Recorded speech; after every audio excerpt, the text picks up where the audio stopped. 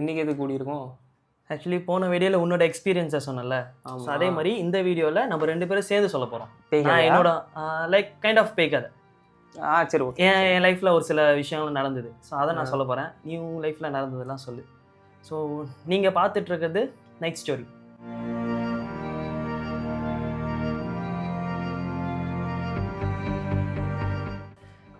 சரி போமா போகலாம். சரி நான் ஸ்டார்ட் பண்ணுறேன் இந்த வாட்டி.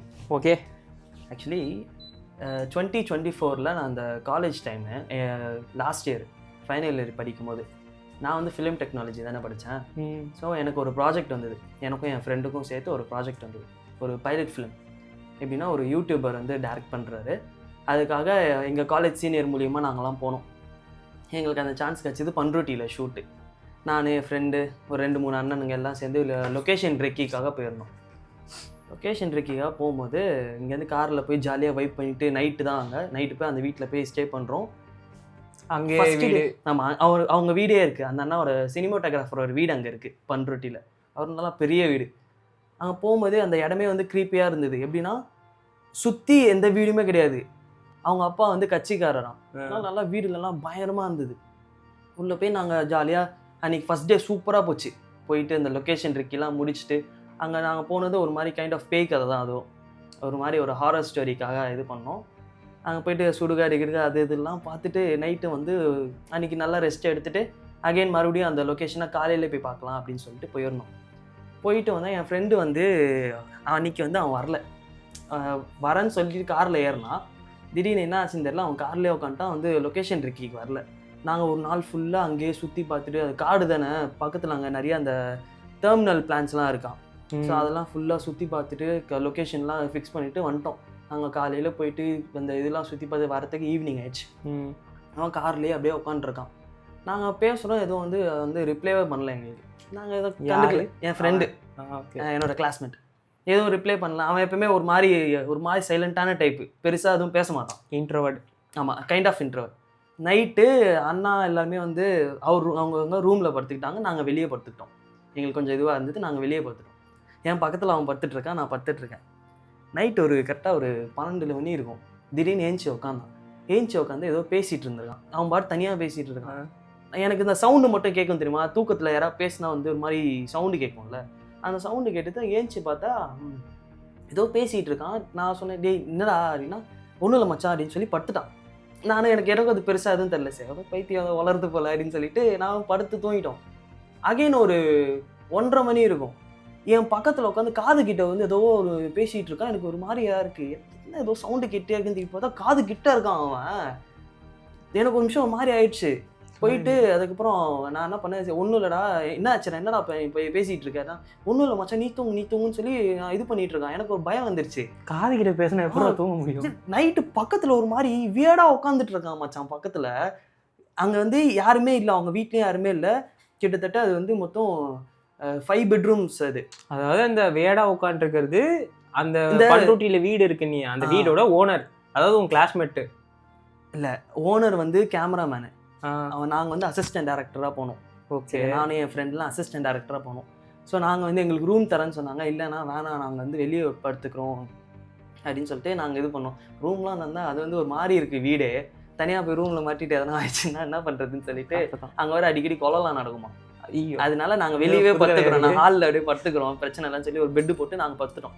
இவன் இந்த மாதிரி ஒரு மாதிரி க்ரீப்பாக உட்காந்துட்டு இந்த மாதிரி காதில் இது பண்ணிட்டு இருந்தால் ரொம்ப ஒரு மாதிரி ஆயிடுச்சு. டேரக்டர் அண்ணா இருந்தார், அவர் ரூமை தட்டி, ஏன்னா இந்த மாதிரி கொஞ்சம் பயமாக இருக்குது, இந்த மாதிரி தன்னோடு வந்து பேசிகிட்டு இருக்கானா அப்படின்னு. அதெல்லாம் ஒன்றும் இல்லைடா, நீ போய் படு, நான் ஏதோ யோசிச்சுன்னு இருக்கான் போல சொல்லிட்டு சொன்னார். சரி நானும் போய் பார்த்துட்டேன். கரெக்டாக அதே மாதிரி ஒரு 3:30 மணி திருப்பி வந்து ஏதோ சவுண்டு கிச்சனில்.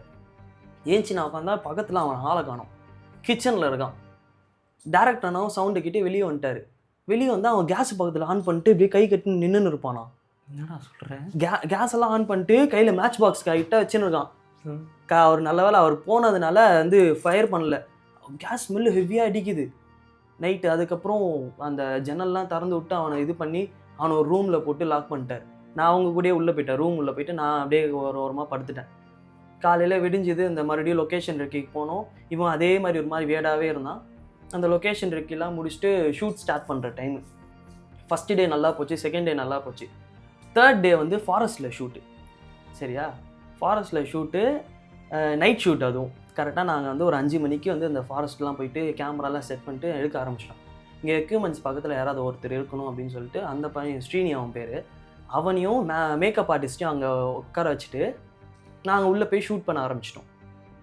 அந்த நைட் டைம் வந்து நரிலாம் வரும் அப்படின்னு சொல்லுவாங்க. நாங்கள் நரி அந்த மாதிரிலாம் இருக்கான், நரி பாம்பு இங்கெல்லாம் வரும், அது காடு தானே.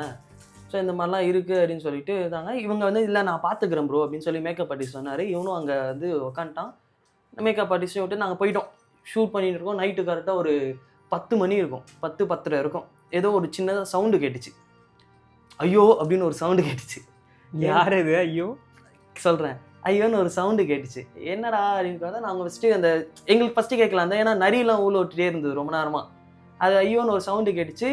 எங்கள் டீம்லேருந்து ஒரு அண்ணா போய் பார்த்தாரு. பார்த்துட்டு எதுவும் இல்லை, நாங்களாம் எதுவும் கத்தலை அப்படின்னு சொல்லி அவங்க சொன்னாங்க.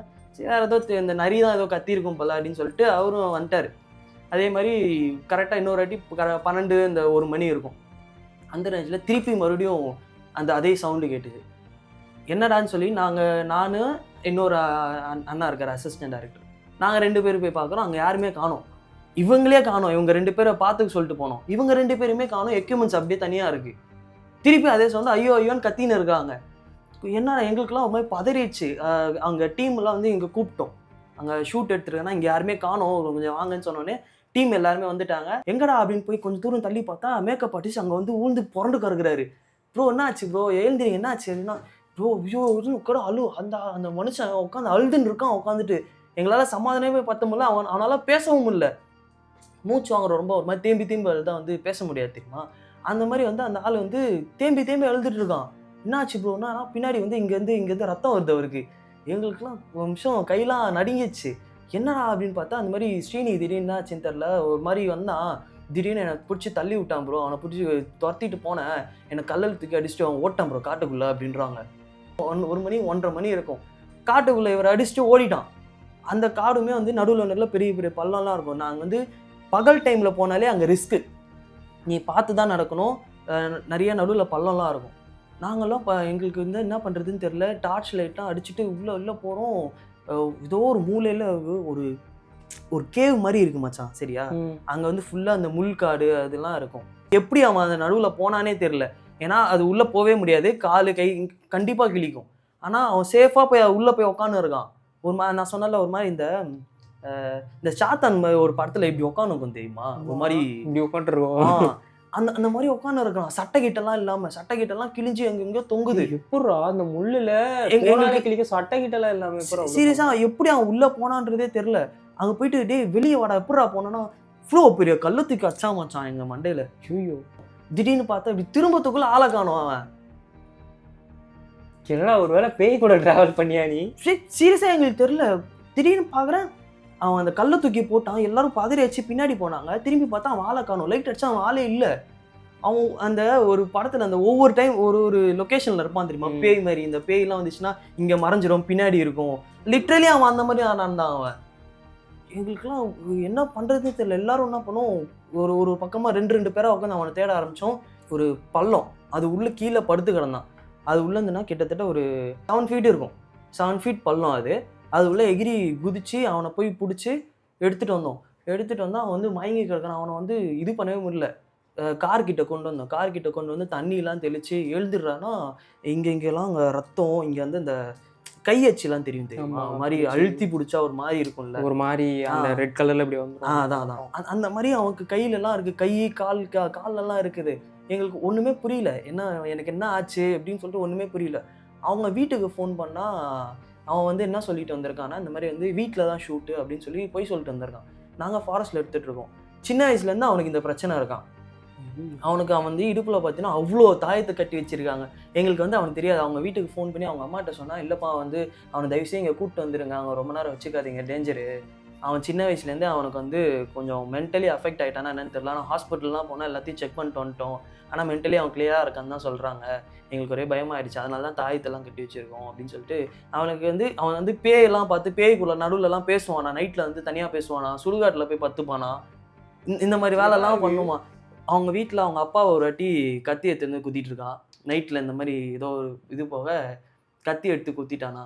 அதே மாதிரி இங்கே காரில் வந்து இந்த கதையெல்லாம் கேட்குறோம். திடீர்னு பார்த்தா அவன் கண்ணை முழிச்சிட்டு உட்காந்து அழ ஆரம்பிச்சிட்டான். என்னை விட்டுருங்க, என்னை விட்டுருங்க, என்னை காப்பாற்றுங்க, என்னை காப்பாற்றுங்கன்னு உட்காந்து அழுகுறான். எங்களுக்கெல்லாம் கை கால்லாம் நட்டிங்கி போய் என்ன பண்ணுறதே தெரில. அந்த டைமில் என்ன பண்ணோம், எடுத்து காரில் அவனை கை காலெல்லாம் பிடிச்சி அவன் ஓட ஆரம்பிக்கிறான்.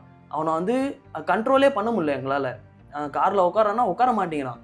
அவன் அழுதுட்டு புரடுறான். மண்ணுலையும் முள்ளுலையும் இப்படி புரண்டு கை இங்கெல்லாம் இன்னுமே நல்லா பெருசாக கீரல் விழ ஆரம்பிச்சிச்சு. என்ன பண்ணோம், கை காலெல்லாம் கட்டி அப்படியே கூப்பிட்டு போயிட்டோம். நான் டேரக்டர் அண்ணா எல்லாருமே கிளம்பி போயிட்டு அந்த நேரத்தில் ஒரு கோயில் இதெல்லாம் இருக்கும். அந்த ஒரு பெரிய கோயில், அங்கே ஒரு சிவன் கோயில் ஒன்று இருக்குது. அந்த கோயில்கிட்ட கூப்பிட்டு போகிறேன். இவன் ரொம்ப கத்துறான். எனக்கு உடம்புலாம் எரியுது, என்னால் முடியல, என்னை காப்பாற்ற, என்னை தயவுசெய்து விட்டுருங்க, நான் போனேன்னு சொல்லிட்டு டேரக்டர்லாம் தட்டி கார் டோரை திறந்து கீழே விழுந்துட்டான். அதுக்கப்புறம் திருப்பி அவனை பிடிச்சி அவனுக்கு அந்த கோயில் பூசாரி சம்திங் யாரோ இருக்காரான். அப்புறம் அவர்கிட்ட கூப்பிட்டு போய் அவர் என்ன பண்ணாருன்னு தெரில, எங்களெல்லாம் வெளியே இது பண்ணிட்டு லாக் பண்ணிட்டார். அதுக்கப்புறம் அவர் என்ன சொன்னார், இவன் வந்து வீட்டுக்கு கூப்பிட்டு போயிடுங்க, இங்கே வச்சிருக்காதீங்க அப்படின்னா. அதுக்கப்புறம் காலையில் விடிஞ்ச உடனே அவனை கூட்டிகிட்டு நான் கிளம்பி வந்தேன். இங்கேருந்து கிளம்பி திருப்பி சென்னைக்கு வந்து அவனை வீட்டில் விட்டு, அவங்க வீட்டில் என்ன சொல்கிறாங்க, ஒரு வாட்டி இந்த மாதிரி தான் இப்போ ஆயிடுச்சு, அவங்க அப்பாவையே கத்தி வச்சு குத்திட்டான், இந்த மாதிரி வந்து அவனுக்கு வந்து என்ன ஆகுதுன்னே தெரிய மாட்டேங்குது, எங்கேயா வெளியே போய் ஸ்டே பண்ணாலே இந்த மாதிரி ஆயிடுறான் அப்படின்னு சொல்லிட்டு இந்த மாதிரி ஒரு பெரிய சம்பவம் அன்றைக்கி பண்ணிட்டான். அன்றைக்கி எங்களுக்கெல்லாம் வந்து அவ்வளோ இது அந்த நைட் டைமில் அவ்வளோ பனி பெஞ்சுது. அந்த இதுலேயே எங்களுக்கு அவ்வளோ வேர்வை. ஆனால் ரொம்ப பயந்துட்டோம் அன்றைக்கி. இந்த மாதிரி ஒரு பெரிய சம்பவம் அன்றைக்கி பண்ணால் எங்களை வச்சு. இந்த மாதிரிலாம் நினச்சாடா உனக்கு? மோசமாக நடந்தது. சரி, இப்போ நீ சொல்லு. ஐயோ, எனக்கு ஒன்று நடந்தது, அது நம்பவே தெரில, ஆனால் எனக்கு நடந்தது. இது ரியலாகவே நடந்தது. ரொம்ப வருஷம் முன்னாடிலாம் கிடையாது, ஒரு 4 மாதம் முடி தான். அதாவது 2025 மழை நல்லா பெஞ்சிட்ருக்கு, சரியான மழை. நான் 3rd floor வீடு, செம மழை பெய்யுது. அந்த மழையில் வந்து யாருமே வெளியே நிற்க போகிறதில்ல, யாரும் வர போகிறதில்ல. ஏன்னா 3rd floor, நாங்கள் மட்டும்தான் தனியாக இருக்கோம், யாரும் நடமாட போகிறது எதுவுமே கிடையவே கிடையாது. சுற்றி எல்லாம் கிளியராக தான் இருக்கும். பின்னாடி வந்து செடியெலாம் வச்சுருப்பாங்க. அப்படியே அந்த செடிக்கெலாம் போயிட்டு தண்ணி ஊற்றுறனாலும் மழையில் யாரும் போய் தண்ணி ஊற்ற போகிறது கிடையாது. ஸோ நல்லா தூங்கிட்டு இருக்கேன். நல்லா வந்து எனக்கு தெரிஞ்சு ஒரு 11 மணி இருக்கும். யோசிச்சு பார், 11 மணிக்கு யார் போய் தண்ணி ஊற்ற போகிறா? யாருமே தண்ணி ஊற்ற போகிறது கிடையாது, அதுவும் மழையில். இங்கே நல்லா படுத்து தூங்கிட்டு இருக்கேன். கட்டில் எப்படி இருக்கும் அப்படின்னா, இந்த பக்கம் ஒரு ஜன்னல் இருக்கும். இப்போ இந்த ஜன்னல் இருக்குது. கட்டில் வந்து இப்படி ஸ்ட்ரைட்டாக போட்டிருப்பேன். தலை இங்கே வச்சுக்கிட்டு இப்படி படுத்துட்டுருப்பேன், ஸ்ட்ரைட்டாக படுத்துட்டு இருப்பேன். எனக்கு என்ன கேட்குது, ஜன்னலில் வந்து யாரோ நடக்கிற சத்தம் கேட்குது. சும்மா யாரோ கொலுசு சத்தம் அந்த மாதிரிலாம் இல்லை, வாக் பண்ணுறாங்க யாரோ. நம்மளுக்கு நார்மலாக கேட்கும்ல, ஃப்ளோரில் டம்னு கேட்கும்ல, அந்த மாதிரி யாரோ வாக் பண்ணுறாங்க. யார் இது? மலையில் யார் நடந்து போகிறது? ஒரு வேளை காற்று, சரியான காற்று. எங்கள் அம்மாவுக்கு செடினா வேற ரொம்ப இஷ்டம். இந்த பூச்செடியெலாம் நிறையா வாங்கி வச்சுருப்பாங்க. கிச்சிக்கிட்டு போயிடுச்சுன்னா அவங்க ஏதாவது நடக்கிறாங்களா அப்படின்னா கூட சான்ஸ் இல்லை. மலையில் எழுந்து எப்படியும் போய் நடக்க மாட்டாங்க. சரி படுப்போம் அப்படின்னு சொல்லிட்டு படுத்துட்டு, நான் சும்மாவே சோம்பேறி, வெளியெல்லாம் போய் பார்க்கவும் முடியாது, ஜன்னலை திறக்கிறா கூட சோம்பேறி நான். சரி ஓகே அப்படின்னு சொல்லிட்டு படுத்துட்டேன். அப்புறம் கொஞ்ச நேரம் ஆயிடுச்சு, மெசேஜ் ஏதோ வந்தது எனக்கு. மெசேஜ் வந்துட்டு நல்லா தூக்கம் வரல, நடுவில் ஏஞ்சிட்டேன். மெசேஜ் எடுத்து பார்த்தேன், பார்த்துட்டு வச்சுட்டேன். ஓரளவுக்கு தூக்கம் கலைஞ்சிருச்சு ஓரளவுக்கு. அப்போ தான் திருப்பி தூங்க ட்ரை பண்ணுறேன். மறுபடியும் யாரும் நடக்கிறாங்க. என்ன இது நடந்துக்கிட்டே இருக்காங்க, எதுவும் சரியில்லையே அப்படின்னு சொல்லிட்டு பார்த்தேன். முடிஞ்சு. சரி ஓகே, ரெஸ்ட் ரூம் போவோம் அப்படின்னு சொல்லிட்டு வெளியே ஒரு ரெஸ்ட் ரூம் இருக்குது, அதை போய் யூஸ் பண்ணிக்கலாம் அப்படின்னு சொல்லிட்டு டோர் ஓப்பன் பண்ணோம். ரெஸ்ட் ரூம் போயிட்டேன். ரெஸ்ட் ரூம் போகும்போது நான் என்ன பண்ணிட்டேன், என் ரூம் டோரை வந்து டோர் ஸ்டாப்பர் போட்டு க்ளோஸ் பண்ணிட்டேன். மீன்ஸ் ஸ்டாப் பண்ணிட்டேன், அப்படியே ஸ்டாப் பண்ணி வச்சுட்டேன். வெளியே ரெஸ்ட் ரூம் எழுந்து போயிட்டேன். ஹாலில் வந்து அப்பாவும் அம்மாவும் படுத்துட்டு இருக்காங்க. அப்பா அம்மா ரூம்லாம் யூஸ் பண்ண மாட்டாங்க. ஹாலில் வந்து அப்பா அம்மாவும் படுத்துட்டு இருக்காங்க. நான் வெளியே போகிறேன், வெளியே டோரை திறந்து வெளியே போயிட்டேன். ஆக்சுவலி இது வந்து டோருன்ட்டு வச்சுக்கேன். இங்கே டோர் இருக்குது, மேலே கொஞ்சம் சீலிங் இருக்கும், ஆனால் சாரல் அடிக்கும் சைடில் இருந்து. அது வெளியே இருக்கிறதுனால கொஞ்சம் சாரல் நல்லா அடிக்கும். அதை கிராஸ் பண்ணி தான் வெளியே போகணும். கால் கீழே வச்சேன்னா கீழே தண்ணி போயிட்டுருக்கு. இது ஃபுல்லாக இந்த கீழே வாசலில் வந்து தண்ணி போயிட்டுருக்கு. அப்படி வெளியே போகிற வழி, மாடினாலே இப்படி தெரியும்ல, பால்கனி வழியாக தான் தண்ணி இப்படி போகும். அந்த இடத்துல தண்ணி போயிட்டுருக்கு. நான் டோரை பிடிச்சிட்டு இருக்கேன். சரி கீழே வச்சா கால் நனைஞ்சிரும், திருப்பி போய் பெட்டில் கால் வைக்கணும்ல, காலுக்கெல்லாம் தொடச்சி மேட்டு, நைட் டைம் வேறு. டோரை இப்படி பிடிச்சிட்டு இருக்கேன். அதாவது டோர் எப்படின்னா, இப்போ இந்த டோர் இப்படி ஓப்பன் பண்ணுறதுக்கு இந்த டோர் க்ளோசர்ஸ் இது மாதிரி இருக்கும்ல, அதை இப்படி பிடிச்சிட்டு இருக்கேன். பிடிச்சிக்கிட்டு நின்றுட்டு இருக்கேன். பிடிச்சிட்டு நிற்கும் போது டோரை உள்ளேருந்து, அதாவது எங்கள் வீட்டுக்குள்ளேருந்து, நான் வெளியே நிற்கிறேன், வீட்டுக்குள்ளேருந்து யாரோ இப்படி ஆட்டுறாங்க. யார் இது ஆட்டுறது? இவ்வளோ இதுவாக எப்படி ஆட்டுறது? உங்களுக்கு தெரியும் விமனுக்கு எவ்வளோ பவர் இருக்கும், மீன்ஸ் எவ்வளோ அவங்களுக்கு நார்மலாக பவர் இருக்கும் அப்படின்னு. ஓரளவுக்கு ஆட்ட முடியும். ரொம்ப நம்ம ஸ்ட்ராங்காக பிடிச்சிட்டோம் அப்படின்னா ஆட்டவே முடியாது. எங்கள் அம்மா அவங்க கொஞ்சம் வயசானவங்க தான், இல்லை ஒரு ஏஜ்டு பர்சன் தான். அவங்களால அவ்வளோ ஃபோர்ஸ் எல்லாம் கொடுத்து இது பண்ண முடியாது. நான் செம்ம ஸ்ட்ராங்காக பிடிச்சிட்டு இருக்கேன், மேலே இப்படி பிடிச்சிட்டு இருக்கேன். இப்படி பிடிச்சிருக்கும் போது உள்ளே இருந்து யாரும் இப்படி ஆட்டுறாங்க. யார் இது ஆட்டுறது அப்படின்னு சொல்லிட்டு நினச்சா பரவாயில்ல, அம்மாவோ இல்லை அப்பாவோ அப்படி. அப்பா சான்ஸே கிடையாது, எந்திரிக்க மாட்டார். அவரு காலையில் எழுந்து போகிற ஆள், ரொம்ப டயர்டாக படுத்துட்டு இருப்பார், சான்ஸே கிடையாது. சரி அப்பாவே இருந்தாலும் அவருக்கு தெரியும் வெளியே யாரோ இருக்காங்க, அப்புறம் எதுக்கு ஆட்ட போகிறாங்கன்னு விட்டுருவார். உள்ளே குடுத்து யாரோ ஆட்டுறாங்க, நம்ம லிமில் ஆட்டுறாங்க. என்ன யார் ஆட்டுறது அப்படின்னு பார்த்துட்டு இப்படி பிடிச்சிருந்த டோர் வந்து இப்படி ஆட்டினா ஈஸியாக இருக்கும், மீன்ஸ் ஓரளவுக்கு ஆட்டிடலாம். நான் என்ன பண்ணிட்டு இப்படி திருப்பி பிடிச்சிட்டேன், இப்படி பிடிச்சிட்டு இப்படி நிற்க ஆரம்பிச்சிட்டேன். அப்பையும் ஒரு ஃபோர்ஸ் ஒன்று ஆட்டுது, டம்மா லிமில்னு ஆட்டிட்டு நான் ஒரு நிமிஷத்துக்கு மேலே டென்ஷன் ஆயிடுச்சு.